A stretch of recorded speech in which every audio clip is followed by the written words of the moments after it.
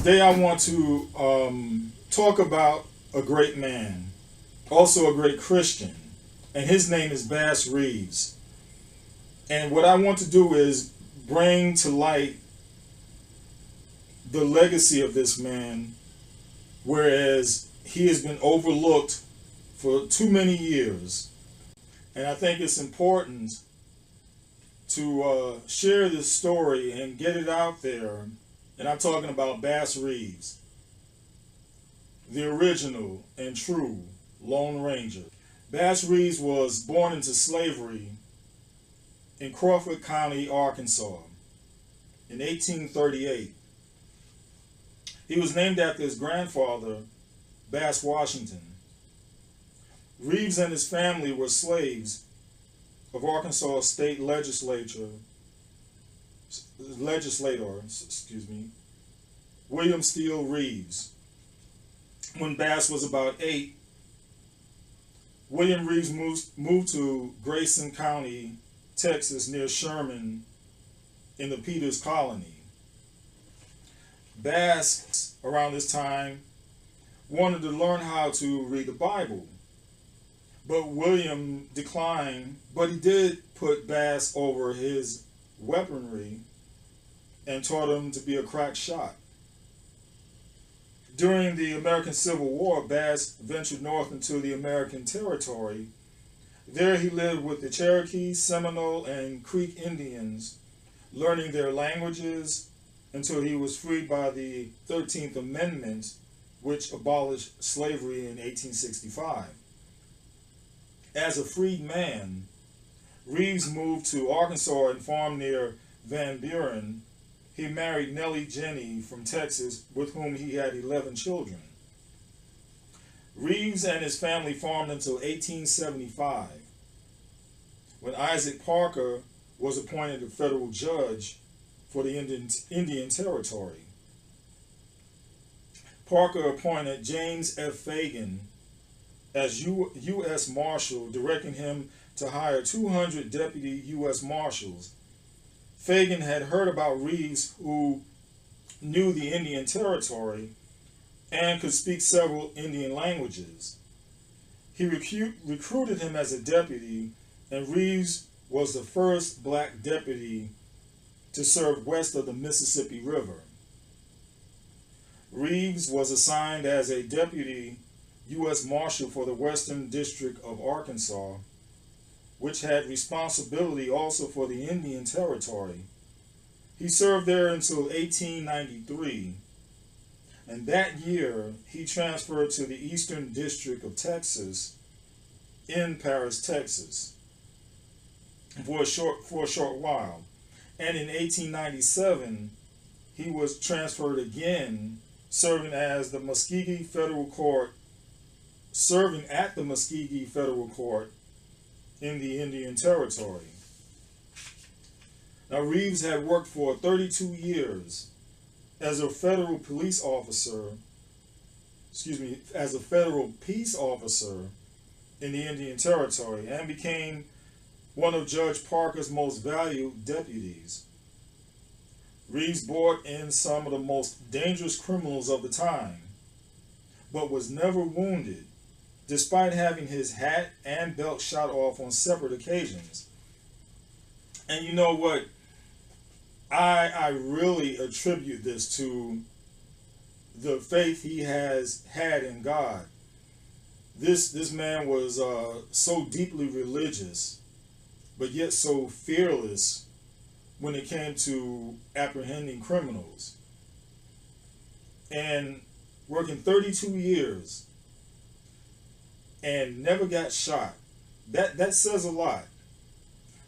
Worked that long in law enforcement, and to be a black man at that time period, that time frame, that says a lot.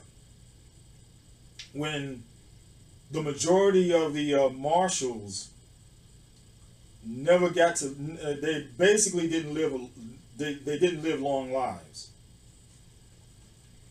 But Bass was, like I said, deeply religious and very dedicated to his job. and he was one of the most fearless men you'd ever meet, like I said. And in addition to being a marksman with a rifle and a pistol, Reeves developed superior detective skills during his long career.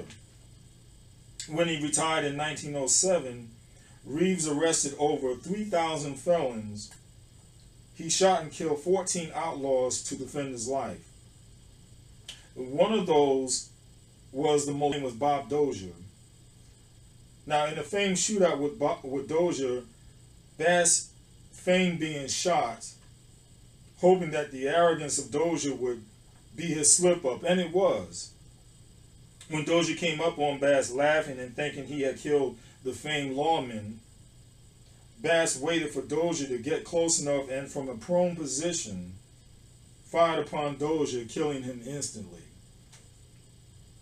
And once he had to arrest his own son for murder. And that was really hard. That had to be really hard.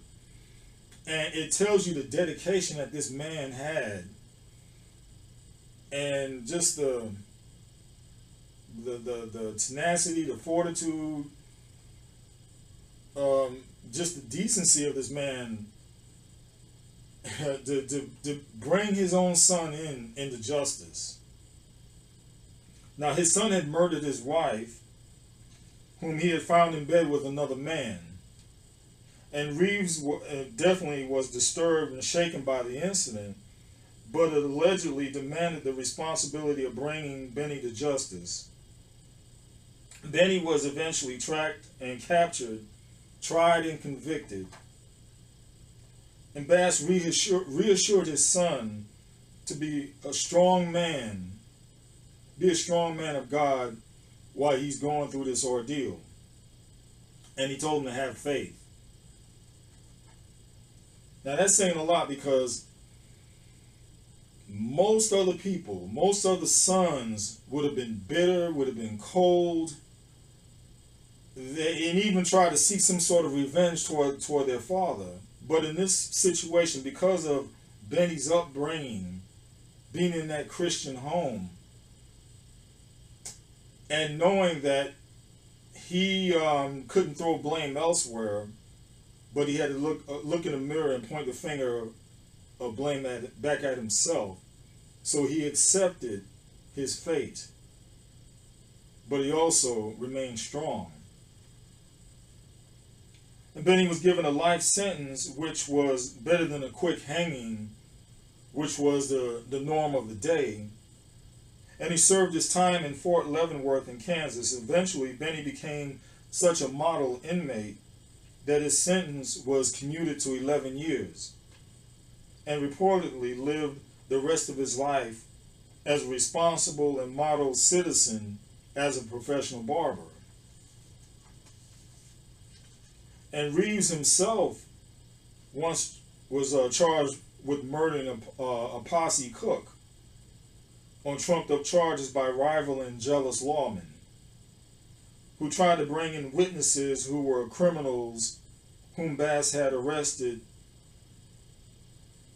And by the grace of God, a woman testified on the behalf of Bass that he did not murder the cook, but it was by accident. And at his trial before Judge Parker, Reeves was represented by former United States Attorney W.H.H. Clayton, who was a colleague and friend. Reeves was acquitted. Again, he had the utmost faith in God, and he remained, and he had it in the back of his head that that his wrong would be righted, and it was.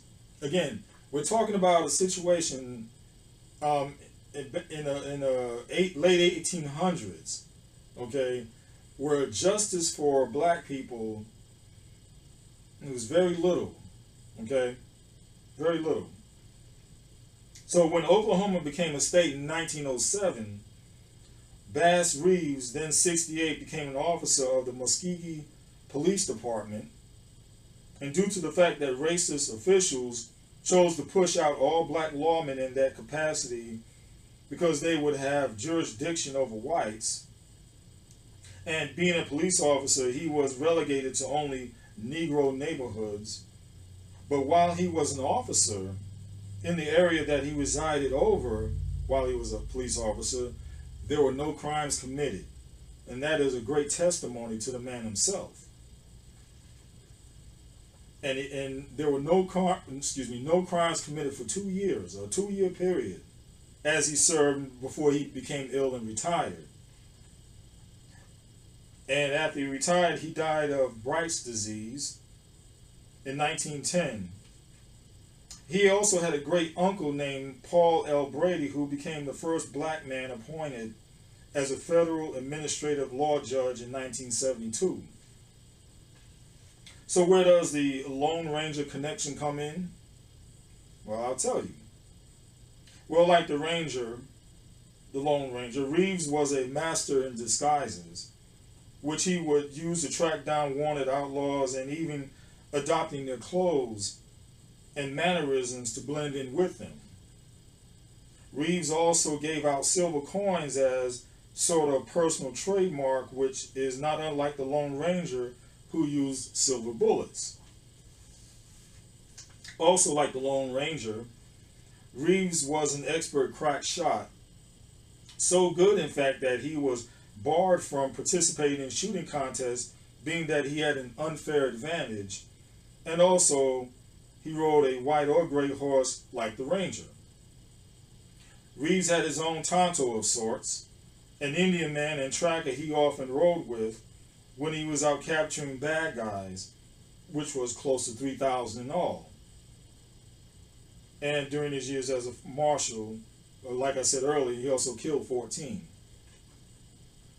Oh, the Lone Ranger wore a black mask to represent a black face, so to speak, because especially in those days, they didn't dare give out credit outwardly to someone with a black face. So that's why the black mask. But another connection between Reeves and the Lone Ranger was the fact that many of the outlaws Reeves captured were sent to a federal prison in Detroit. And by some strange coincidence, the Lone Ranger was first introduced to the public in 1933 on a weekly radio show broadcast from Detroit. Perhaps the stories about Reeves told by those convicts in that Detroit prison circulated around for years and eventually reached the ears of the creators of the Lone Ranger, who used them as the inspiration for their so-called fictional creation. Sadly, Reeves' years as a deputy came to an end in 1907 when the territory became the state of Oklahoma, which strictly followed southern states' segregationist Jim Crow laws. It took away Reeves' badge, and then he retired. Again, he died 3 years later in 1910, to be totally forgotten until recently. Again, and the situation with him and the Lone Ranger was fictional, but he was a real thing. And the reason I tell this story, again, is to bring to light truth that had been swept under the rug of this black man, of this Christian man, highly devoted Christian man, who put his morals and values and the dignity that he had for law and abided by it. This truly was a man who needed to be honored, a man who needed his name in the history books forever and ever. But I think it's a doggone shame, and to just now hear about this, to recently learn about this, that is a shame and that is a tragedy. Whereas there should be movies, there should be countless books about this man, but there's not, because he was swept under a rug. But like I said, I want to bring this to light. And that's the story of American history, isn't it? Just barely scratch the surface, and you'll always find a black man underneath. Peace.